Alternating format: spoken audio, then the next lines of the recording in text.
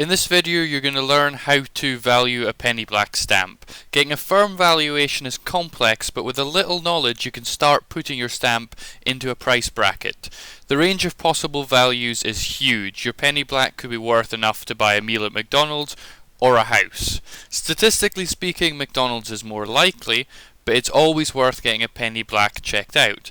This video will show you how to analyse this stamp. So let's start with the basics. You have to know these. Round the edge of the stamp we have what's known, unsurprisingly, as the margins. Ideally you want these to be nice, wide, clean margins. The letters at the bottom give you the position on the sheet. So in the top corner of the sheet of stamps you would have AA and then it would work across. The first letter gives you the row and the second number gives you the column. This is of course a picture of Queen Victoria. And this stamp here is an absolutely brilliant example of the penny black. We describe this as very fine. We'll see what that means in a minute. It's unused, so it doesn't have a big postage stamp on it. We say that it's 4 margin because if you look around the edge we can see all 4 margins clearly. So this is the kind of ultimate combination of the 3. And the penny black was in circulation only for 1 year between 1840 and 1841 because black is a very bad colour for a postal stamp because you stick a stamp on it in black and it doesn't show up terribly well, so people were trying to cheat the system. Though some stamps are done in red to solve this problem. It was taken over with the penny red. Let's move on and look at grades rather than bore you with all the minutiae. So the grade is one of the most important determinants of value. Basically you want a nice stamp to put in your collection.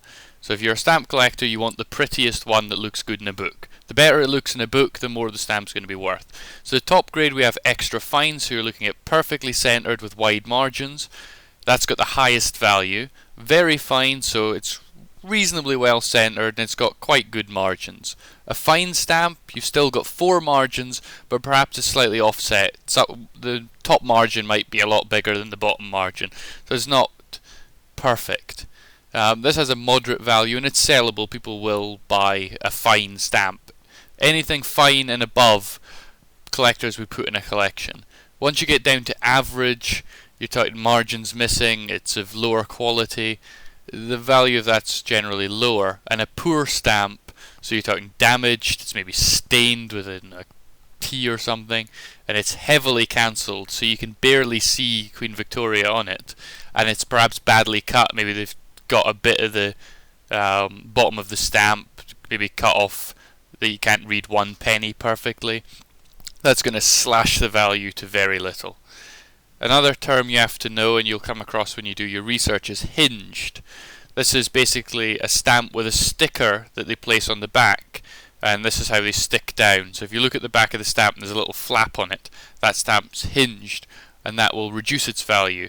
Though if it's hinged quite well, it's not going to slash the value too much.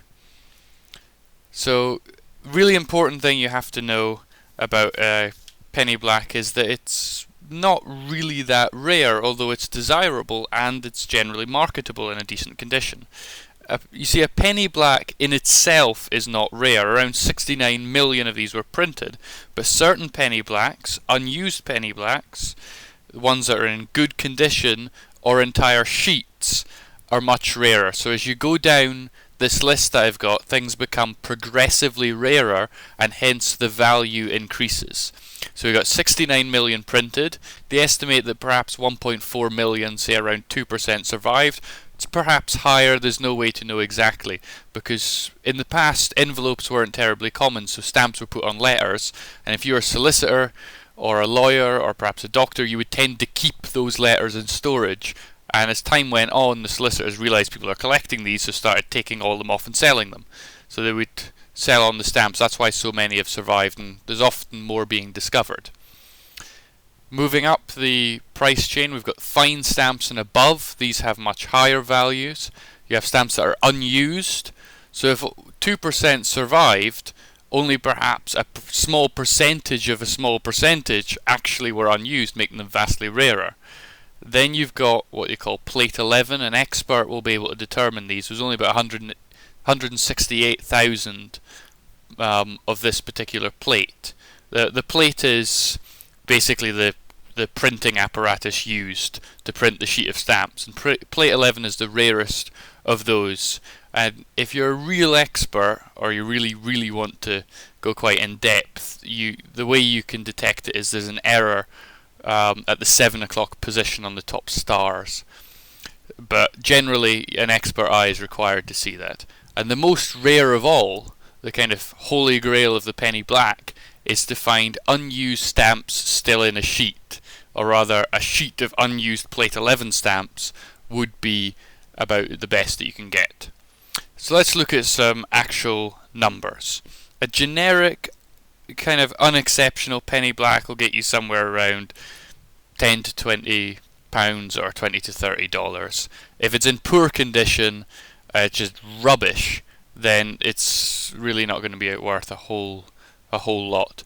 A fine stamp, so one that would look decent in a collection, and someone who's an enthusiastic collector would actually like that and put it as a kind of centerpiece, probably get 50 to 100 pounds, maybe 100 to $150. An unused, vastly rarer. Remember, the small percentage is a small percentage.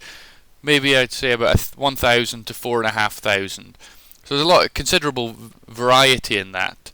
So a rather poorer example, not a poor, but perhaps an average to a fine might go closer to 1,000, but a very fine with wonderful margins, unused, will be very much towards the higher end, perhaps even higher than the top end of that. A plate 11, very rare. This is why you may, if you've got a stamp in really good condition, you may want to take it to an expert so that they can plate it for you, i.e. determine what plate it is. That's a very technical thing to do. So you're talking 5,000 up to perhaps 50,000 for a stamp in good condition. So anywhere from about $7,000 to $80,000. And an unused one still in its sheet, you're talking north of 100,000, maybe $150,000. So that's the kind of house money if you're getting a beautiful, nice, untouched sheet is kind of the optimal. Though a used sheet is still very, very valuable. So hopefully this gives you a kind of framework and you could slot yours in somewhere. And then the next step is, if it's not just rubbish or big tea stain on it or something, then taking it to an expert's worthwhile. So take it to an expert if it is mint and unhinged, so if it's in really good condition, because there is the kind of potential for it to be worth a lot if it is in that condition and has some other characteristics. If it's unused, it's almost automatically valuable as long as it's not in really awful condition. Though even an unused stamp in not terribly great condition is going to be worth a worthwhile sum of money to you. If it's in a pair or a sheet or a strip, definitely get that checked out. That's a very good sign that there could be decent value to be realised. And if it's a nice 4-margin example, then the potential is much higher. And an expert can usually tell you, well, any expert on penny blacks would be able to plate it for you. So they would say it's plate 1A or it's plate 9 or it's plate 11 is the kind of ultimate. So you'll probably have to pay for this valuation, and then if you've got that kind of knowledge, you can say you've been to an expert and it's plate 9. You can get a very firm idea of its value. And a plate 9 in good condition, perhaps unused or in a pair or sheet, is definitely the sort of thing that you would be taking to a specialist auction like Stanley Gibbons. So hopefully this video is helpful to you and you now have a rough idea the kind of valuation within a reasonably wide range and whether you should be taking your penny black to an expert. I hope this video has been helpful to you, and thank you very much for watching.